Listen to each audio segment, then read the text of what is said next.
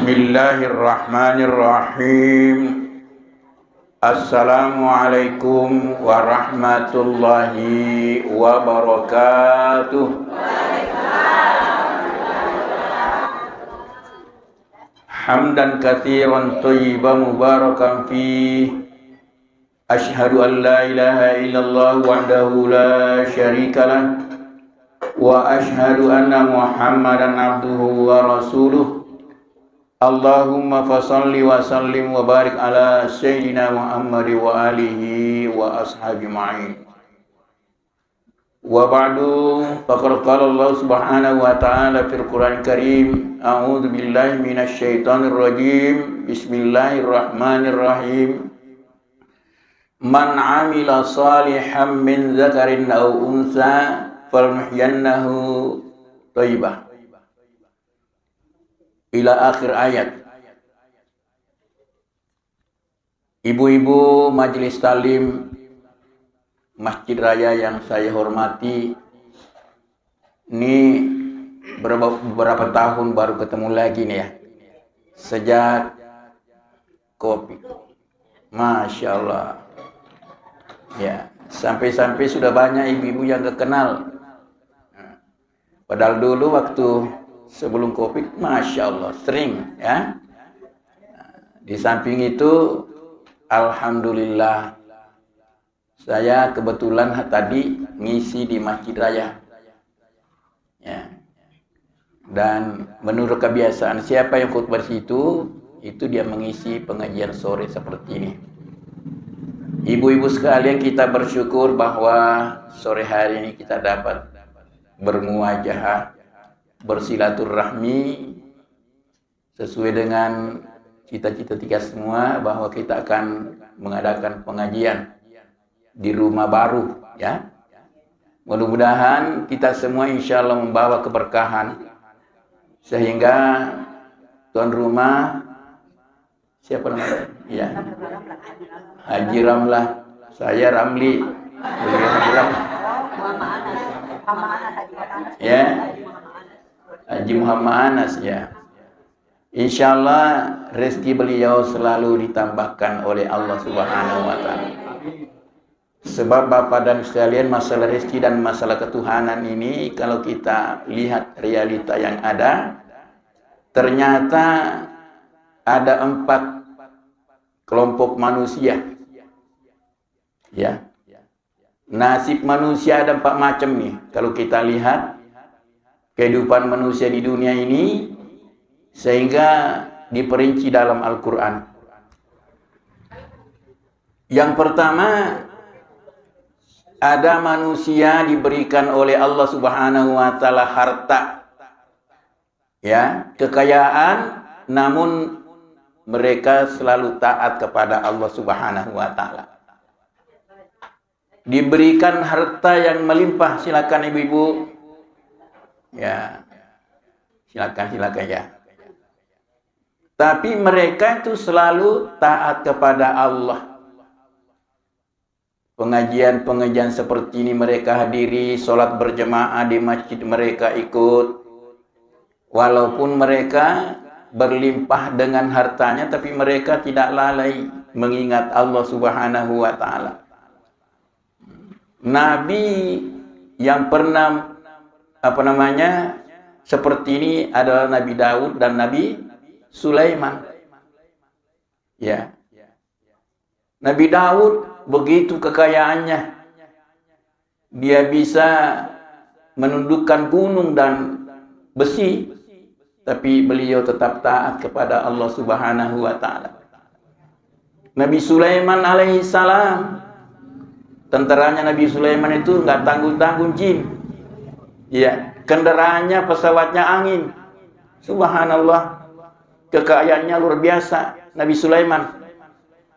Nabi Sulaiman pernah berdoa, ya Allah, berikanlah aku kekuasaan yang belum pernah ada di muka bumi ini, dan tidak ada setelah aku nanti, tidak ada lagi kekayaan seperti aku. Diberikan oleh Allah Subhanahu wa Ta'ala. Tapi Nabi Sulaiman tetap sholat ya. Berbeda dengan orang-orang kalau sudah diberikan harta, biasanya sudah lupa kepada Allah Subhanahu wa Ta'ala. Bapak dan ibu-ibu sekalian, ya kita bersyukur kepada Allah Subhanahu wa taala walaupun ya jauh dari Rapang umpamanya, kita tahu ibu-ibu ini subhanallah ketaatannya kepada Allah Subhanahu wa taala luar biasa. Dan insya Allah kehidupan dunianya juga enggak kurang-kurang. Amin. Bu. Bu. Alhamdulillah. Coba kayak Nabi Sulaiman. Mau, Bu? Mau. Saking kayanya Nabi Sulaiman, satu saat beliau itu bingung. Ini harta mau diapain? Saking banyaknya. Tuh. Akhirnya berdoa kepada Allah. Ya Allah, aku memohon kepadamu agar aku hari ini memberikan rezeki kepada ikan. Tuh. Dia ingin memberikan rezeki kepada ikan. Kata Allah Subhanahu wa taala, man, ente kagak bisa, man. Sulaiman maksud saya. Kata Allah Subhanahu, enggak bisa ente. Emang kenapa ya Allah? Enggak cukup hartamu. Tapi saya mau pun. Milo kak buang, milo kak pandres, boleh seh. Maka dia pengalat taala kumaki itu boleh aja tuh nana yimanam pandres. Dina, bali lure na bangu pandres. Maka Nabi Sulaiman mabicumnya itu pun nasa mo. Narapi waktu nama keripong ngalata bahai ikan lure. Ye maka kue sewe ternya pulih kau dalekmu. Uluk ke Sulaiman. Dia boleh kau jolok dalek sewe. Narapi waktu nama andre balewe. Narini nandre. Daripada ganna si tengah boleh lure mandre capu ni ganna Sulaiman. Akhirnya Nabi Sulaiman jatuh tersungkur sujud kepada Allah Subhanahu wa taala. Masya Allah, ternyata selama ini aku sombong. Aku menganggap hartaku ini banyak, ternyata Allah Subhanahu wa taala masih jauh lebih banyak. Kira-kira begitu. Nah, kita ini Bu pernah ada di Rapang atau di sini ingin memberikan rezeki kepada ikan. Kagak bisa. Subhanallah. Tapi Nabi Sulaiman alaihi salam tetap taat kepada Allah. Ini yang kita inginkan, ibu-ibu ya. Walaupun suami kita gajinya 40 juta. Ada yang 40 juta. Ya. 4 juta ada. Tetapi kita insya Allah tetap taat kepada Allah. Subhanallah. Syukur pengalat Allah ibu-ibu, terutama di Sidrap ini.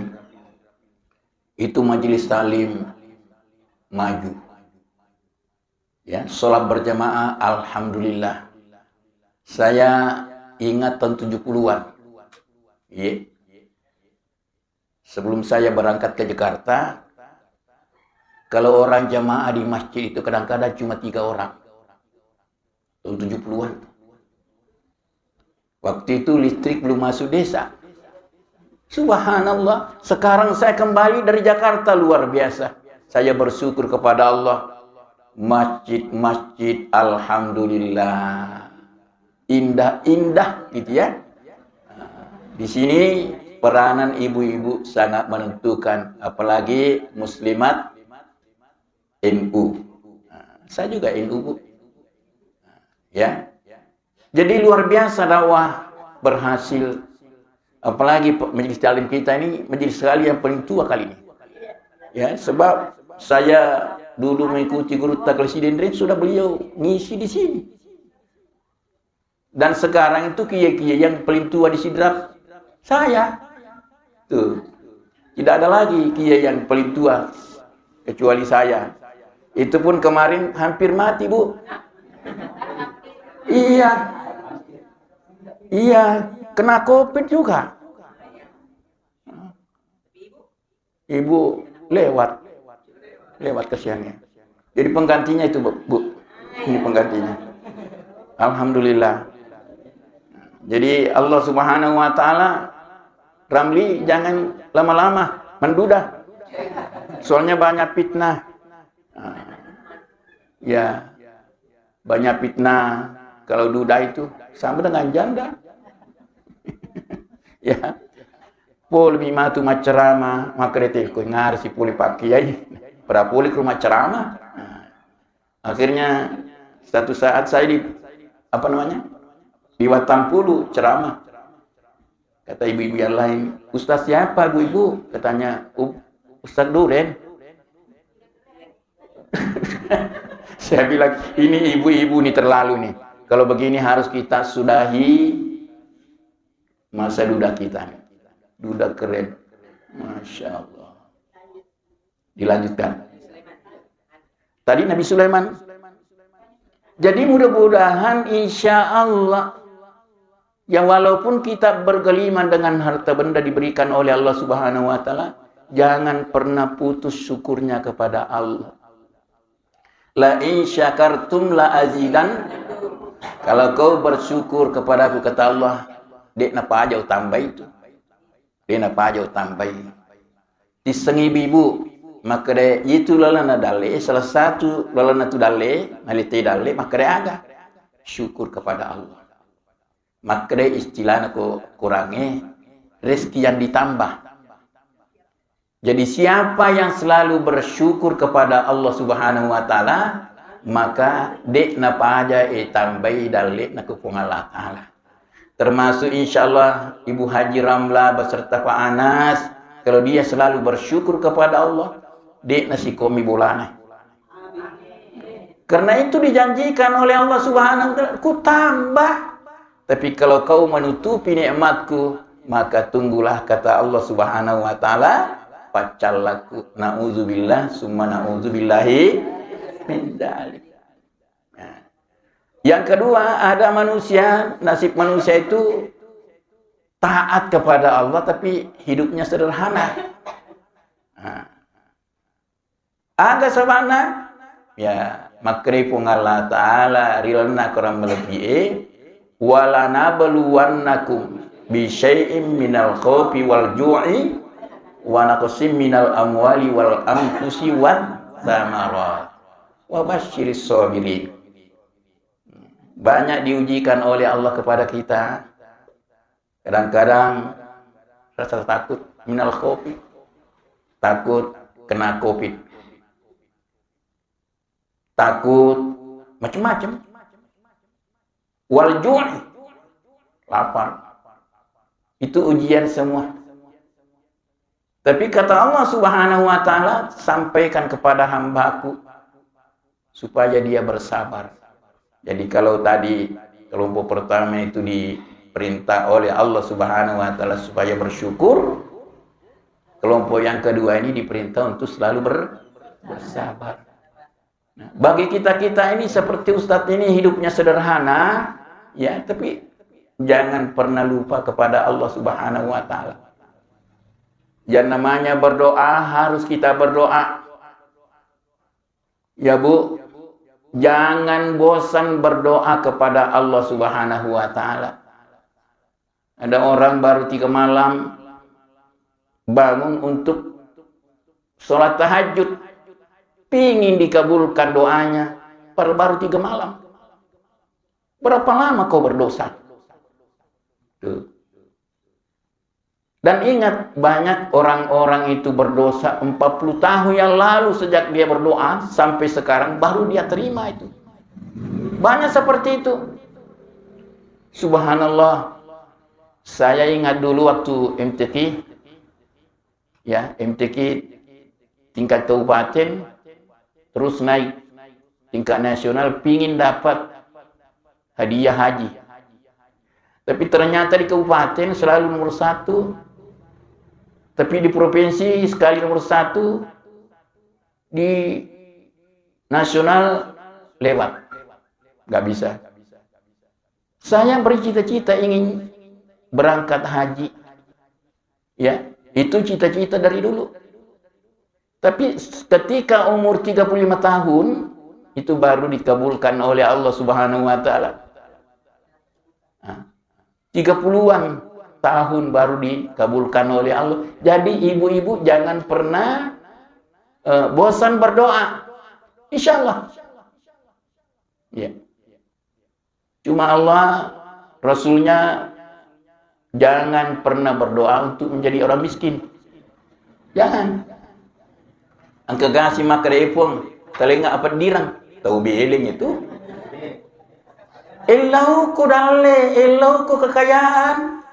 Ya, nah sebab kalau ibu-ibu ini, bapak-bapak ini kaya, itu dapat membantu orang miskin. Jadi untuk itu sekalian, kenapa kita jadi sederhana hidupnya? Pertama, Allah tahu betul kemampuan kita. Kalau Ramli diberikan kekayaan, entar dia nggak ngurus agama. Ya, entar nggak ngurus agama. Kalau Ramli diberikan harta banyak, dia jadi sombong. Jadi ternyata Allah menyayangi kita. Itu salah satu, Pak. Cinta Allah kepada hambanya, dia napa sugi hambanya, tapi dia tuh nanti kanan deh. Nah, sebab salah satu sifat manusia, upanna neberir dari Allah Ta'ala, maka dua lunah. De namelo bersilaturahmi. Iya. Kita mana negeri bulat, beli bulat ke kasugi. Iya. Mau nggak datang seperti ini? Paling ada kalau ada ya 5, 10. Tapi kebanyakan yang tidak mau. Ngapain saya bergaul dengan majelis salim? Nah, disinilah ibu-ibu sekalian, ada rahasianya itu. Kenapa Allah tidak memberikan apa yang kita minta dulu, seperti minta kita kaya, itu karena Allah sayang kepada kita. Yang kedua, mungkin saja kita ini masih banyak dosa. Dengan doa kepada Allah Subhanahu wa Ta'ala, bertobat kepada Allah Subhanahu wa Ta'ala, maka insya Allah dosa-dosa kita terampuni. Kalau sudah begini, dosa kita insya Allah sudah nggak ada karena kita selalu bertobat. Maka urusannya nanti di akhirat tidak panjang-panjang. Kenapa? Karena waktu kita di dunia pertama tidak ada harta. Apa yang mau diperhitungkan? Apa yang mau dihitung kalau nggak ada harta? Kemudian dilihat dosanya, ternyata dalam hidupnya itu selalu bertaubat kepada Allah Subhanahu wa Ta'ala. Ini yang paling penting. Sebab nanti maaf nih, kalau sudah malam pertama di kuburan sana, ya, banyak dosa, banyak masalah yang kita bawa, pasti kita juga bermasalah. Sama halnya kalau kita dari Jakarta umpamanya atau dari Mekah, kita banyak beri barang. Ya. Ketika kita mau berangkat pulang ke Indonesia, yang pertama masalah adalah beratnya barang-barang. Ditimbang dan sebagainya. Nah, begitulah nanti kalau kita pulang ke akhirat, apa yang kita bawa? Ya. Amal. Jangan bawa harta benda pulang ke akhirat. Tapi amallah yang paling banyak kita bawa. Bagaimana caranya? Ibu-ibu yang punya sekarang kalung atau gelang, dijual, Bu. Dititipkan di masjid. Dititipkan di anak yatim. Dititipkan di pondok pesantren. Agar nanti pulang ke sana, pulang ke akhirat, pulang kepada Allah Subhanahu wa Ta'ala tidak ada beban. Narikome gay waram parata tasalai mancaji beban. Tapi dariku tapatama mani masige okup akhirat terima, tidak ada masalah. Sama halnya orang dari Madinah kirim, dipaketkan barang-barangnya ke Indonesia, dia gak kena bawa. Sampai di Indonesia, barang yang dibeli di Madinah itu sampai di rumahnya. Tidak ada masalah. Begitulah gambaran orang-orang yang banyak harta, tapi tidak disedekahkan sebagian, tidak dizakatkan. Nanti jadi masalah. Nah, untuk itu ibu sekalian, alhamdulillah, walaupun kita hidup sederhana, adalah kekayaan. Kekayaan apa? Kekayaan hati. Narekomege waramparata. Tapi miskin hati. Nauzubillah summa nauzubillah min dzalik. Betapa banyak pengalaman kita dalam kehidupan ini, banyak orang yang banyak hartanya tapi hatinya tidak bagus, hatinya tidak kaya. Nah, untuk itu ibu-ibu sekalian, mari kita di samping kita insyaallah memperbaiki ibadah kita, hati kita ini harus dibersihkan. Ileco ya ti. Hanya narupata yang baik ileco. Si bawa berdarah cikan. Pikir carana ileco ati, perbanyak zikir, perbanyak air wudu, insyaallah macahaya tuh. Maka raka upudangi anak nama toku ajana muli berdarah cikan. Pikir ni boleh pikir bani jenekmu insyaallah nariko mege jenekmu insyaallah macahaya turupamu nasabah cahaya natimu. Nah di sinilah. Untuk itu ibu-ibu sekalian, mari kita insyaallah dua kelompok manusia. Pertama disuruh selalu bersyukur kepada Allah Subhanahu wa taala, yang kelompok kedua tadi disuruh banyak bersabar. Kalau kita hari ini ada kena walaupun taat kepada Allah Subhanahu wa taala, maka kita harus bersabar. Yang ketiga kelompok manusia, nasib manusia di dunia ini, ada manusia bergeliman dengan harta tapi lupa kepada Allah Subhanahu wa taala. Betapa banyak manusia seperti itu. Ini adalah kalau kita kembali ke sejarah seperti Fir'aun, ya. Fir'aun begitu kekuasaannya banyak, ya, hartanya banyak, tetapi ujung-ujungnya matinya di dasar laut. Raja Namrud begitu ganteng, Bu. Pernah lihat Namrud? Waduh, gantengnya luar biasa. Tapi matinya bagaimana? Dia mati gara-gara nyamuk. Nyamuk. Itu nyamuk. Ya. Ketika kala berdebat dengan Ibrahim, Allah mengutus malaikat. Malaikat, coba sadarkan itu Namrud, bilangin. Ya. Kata penuh Allah Ta'ala. Nah, sebab kalian ke Ibrahim. Kalau debat, akhirnya lohi mereka ya Namrud, ada salam dari Allah. Allah mengatakan bahwa suruh Namrud beriman kepada aku. Maka Namrud, engkau mau pakai puas liwatku? Iya. Sombong. Maka dia mereka angkah. Ya boleh kongkat puas liwatku, toma musuh. Milwa musuh. Udangi puamu, napas sedih tentarana, upas sedih tentaraku, natoma musuh. Tuh. Akhirnya melapor mereka, ya Allah engkau maha tahu bagaimana Namrud kesombongannya. Ingin berperan dengan engkau ya Allah. Kalau begitu enggak usah kita kirim manusia. Enggak usah kita kirim malaikat. Tapi kita kirim nyamuk saja. Nyamuk. Tuh. Ini kape telah nyamuk demam berdarah. Sebab setiap nyamuk itu menggigit tentaranya Namrud mati, langsung membeku darahnya.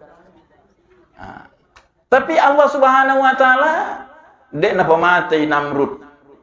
Napa tame sidi nemu eko ngetna. Jadi tenangnya nemu eko ngetna, ini rude napa aja lutu kala lagi ngetna. Mata megele-gele. Jadi suruh masalah loh. Engkau pembantu na lupa pipaki, macam-macam. Tapi dia nak sembuh. Akhirnya apa yang terjadi makumoro lo nawatwi merakku Namrud nara mati. Jadi Namrud meninggal itu gara-gara hanya seekor nyamuk. Narekweri cero kekayaannya luar biasa. Kekuasaannya luar biasa. Ganteng lagi. Subhanallah. Tapi sombong. Begitu pula Qarun. Ya. Kung katumilo ka kanasa, macato katumilo akalaw ako ng kadimu. Sombong. Nah, inilah manusia yang ketiga, nasib seperti ini. Mereka banyak harta tapi lupa kepada sombong. Saya kira kita enggak insya Allah di sini. Yang terakhir ada manusia, ya, dia paling bodoh di dunia. Kenapa? Dia paling miskin dan dia juga tidak mau beribadah kepada Allah, tidak taat kepada Allah. Kan banyak di antara kita seperti itu. Hidupnya pas-pasan tapi tidak mau sholat. Ya. Ada tukang batu di dekat saya di Jakarta dulu. Kali ini rumah boy masih gie. Dan kia di nasun pajak. Ya, apa yang terjadi? Rumah kumoir ketika kehidupan nah dia nama maju. Penghasilannya 100 sebus yeso. Kung kena penghasilannya lo 5 narkoba. Nah, kenapa? Karena tidak ada petunjuk. Dia gak telah agama. Walaupun hidupnya lahir dari Islam, tapi karena tidak ada bimbingan.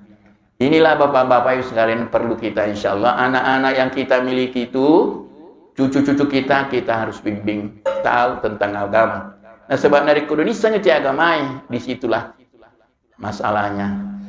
Mudah-mudahan insyaallah ibu-ibu sekalian jangan saya lama-lama, cukup empat nasib manusia.